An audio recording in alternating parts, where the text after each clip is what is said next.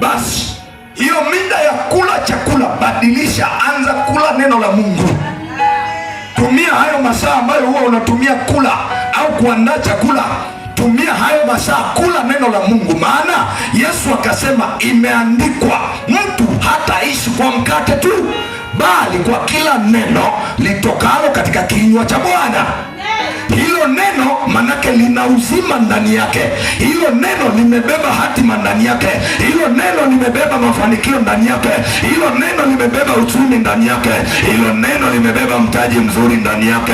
Hilo neno limebeba mafanikio ya kihuduma ndani yake. Hilo neno limebeba upako ndani yake. Hilo neno linaweza kubadilisha maombi. Hilo neno linaweza likaleta mpenyo. Hilo neno ni nguvu ya Mungu. Hilo neno ni roho ya Mungu. Hilo neno likikaa ndani yako, maisha yako yatabadilika. Wachawi hawatakuweza, mapepo hayatakuweza. Utawapiga wachawi nao watakimbia. Utawapiga wachawi nao watasambaratika. Watakaokujia kwa njia moja watatawanyika mbele yako kwa njia saba, wala hawatakuweza.